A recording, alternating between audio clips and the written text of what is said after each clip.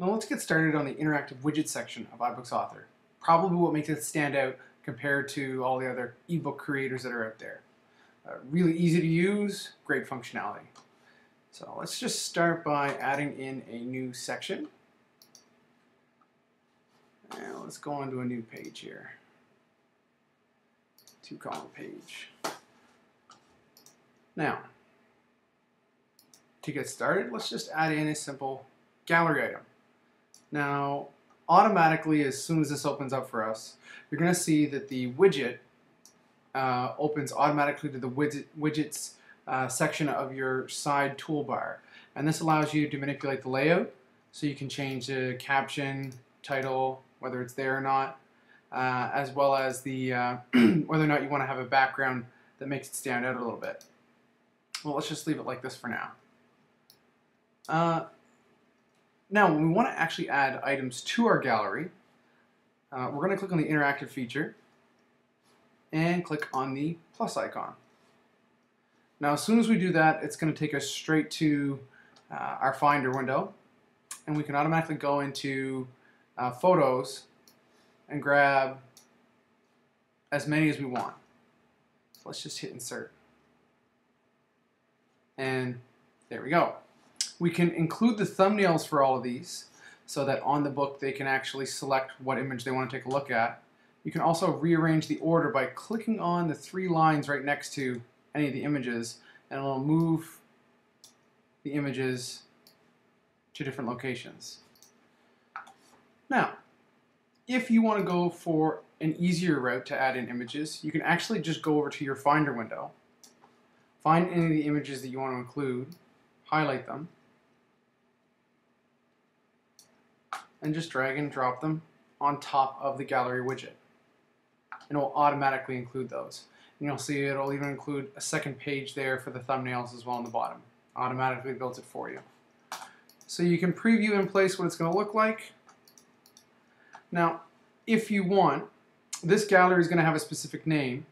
For this widget here, one of the things that is advantageous about it would be to include a caption section.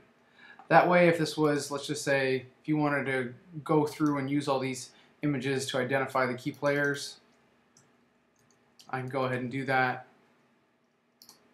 in the caption section, because this stays the same, the gallery title stays the same, but the caption is different for each of the pictures. So, easy way to go ahead and do that. It doesn't take up a lot of real estate in the book, and it keeps it all in one simple place. Now, adding in media, it's just really going to give you a placeholder for you to throw something in. So, more or less, I would use this if I were designing the template first and I knew I wanted media there. I'd put this placeholder in there while the video was being rendered, so that once that's finished, I can drag and drop that video in, and the formatting's already in place. So, just more of a placeholder template, because you can't just drag and drop any movie in without that media icon there. It's just more of a placeholder. So,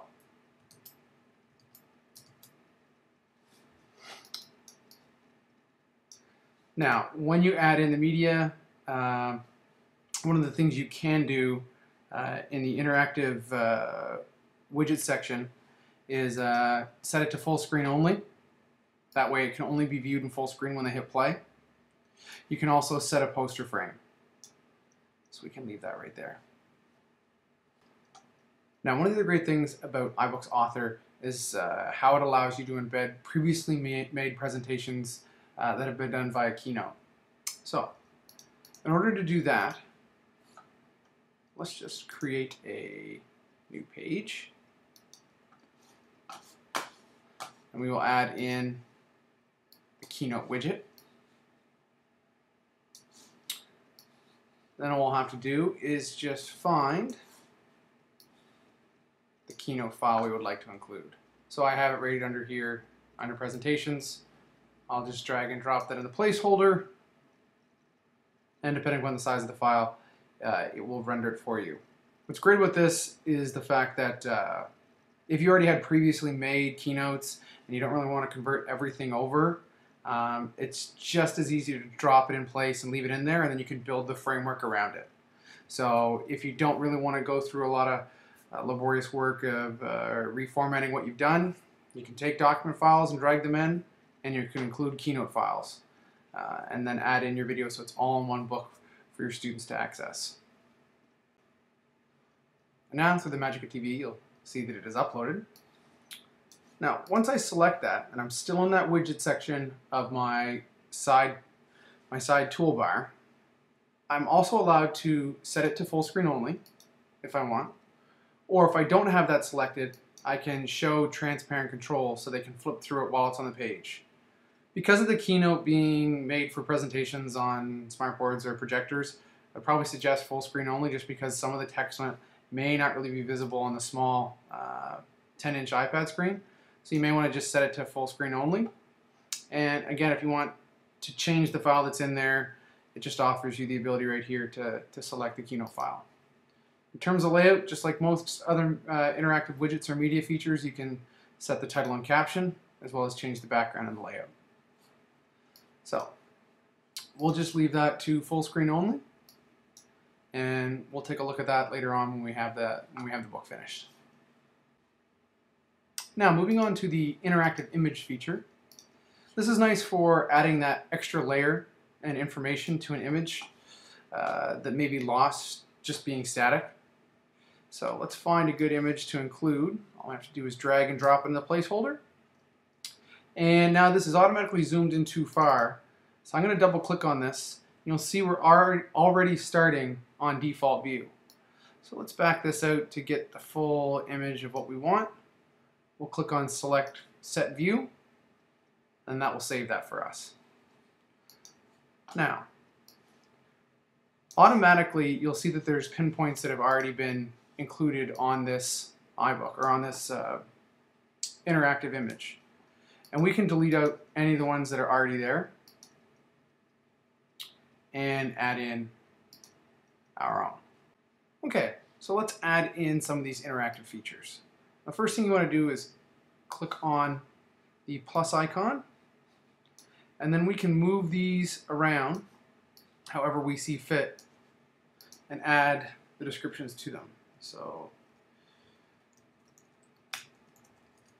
police, Montreal. Anything you add in this section here will not automatically show up. These are the descriptions of each of the images that once they click on them will zoom in and give them the added information that you want your students to find. So you'll see now that we changed from default view to Montreal Police. What this is allowing us to do is to set a view for this specific viewpoint that we've created. Okay, and that's the first one. To add another one, we just click on that plus icon again.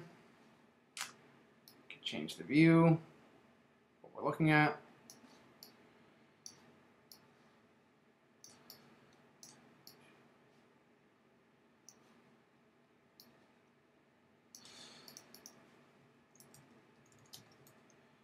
And any of the descriptors that we want to put in here, just leave it as that. So we click set view, and that will save that like that. You can also, once you have this selected, you can also select show transport control, so the students will know that they can just click on this and go through sequentially if that's how you wanted to do it. What little detailed views and information you want them to see. You can also have it so that the description shows up in the sidebar. We're just going to leave that deselected for now. One of the great features you'll also notice of this iBook Author is that it allows you to include review questions as the students go along and complete the book, or teachers. So we can embed these on the same page as different text or different images, or we can create questions that references images for them to actually go through and do themselves. And these review questions can be any number you want. you just use your widget to add in the different types of questions. So automatically it's given us a base multiple choice, but we can also go through and add in multiple choice with an image.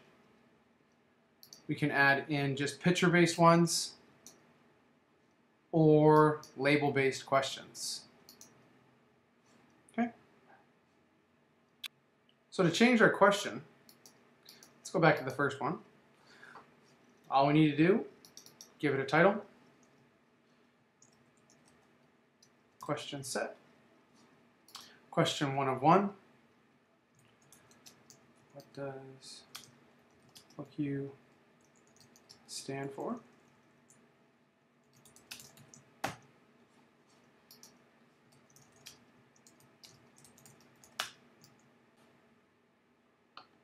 Now, and you can set your answer just as easy as clicking on one of the buttons next to the answer sets that you've put.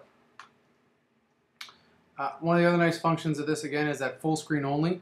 So if you wanted to do a review of what they've understood to this point, you don't want them to go back through the book, you're allowed to basically set this to full screen only, so they can't go back through the notes. So it's a simple way for them to check on what it is they've actually retained so far. Now, if we want to add in any questions that include images, it's just as easy as dragging and dropping the images we want to include and put our question in. Who is this man?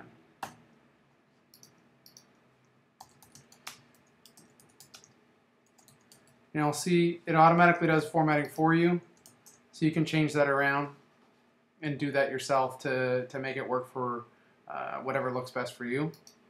Now, in terms of these image ones, the same thing. You could basically say,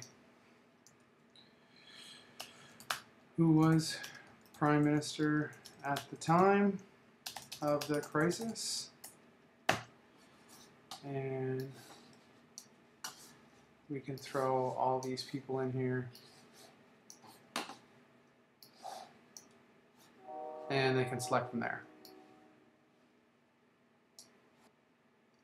And that is the review widget. Now, let's see if we can go in and add in a scrolling sidebar. Now, one of the nice things about this is if you have a lot of text, but you don't necessarily want to throw it all in there, maybe it's just for reference, one of the things you can do is just add in a page that would have a scrolling sidebar. So if it was a lot of information, you don't want to waste the space, this is an easy way to get around that. Okay, so instead of taking up a lot of space, let's just highlight this entire document, copy it, double click in the actual window and paste it in there. Now you can paste it to retain the style, or you can leave it to let it auto format, and you'll see automatically the scrolling sidebar comes up. Really easy, and the students will use their finger just to swipe up and down and go through that sidebar and go through that information. Now, if there was an area where we wanted to have, let's just say, a simple pop-up image, okay? We've got a lot of text on the page. We want to kind of spice it up and have a little image included in there. We can add in one of these pop-over images. And that's really simple to manipulate. All you need to do is find the image we want to include. Okay, double click on it, and it'll allow us to add text that we want to have pop up. After Trudeau called the War Measures Act into place, stopped for an interview. Okay. And we can manipulate the size of the text box that we've created by dragging the corners. If it doesn't work right away, just click off, double click on it again, and it'll give you that in order to manipulate it. Okay. So those are the basic interactive widgets that you can include in iBooks Author. what gives it the greatest functionality, I think, over some of the other ones out there. So all for now. To be continued.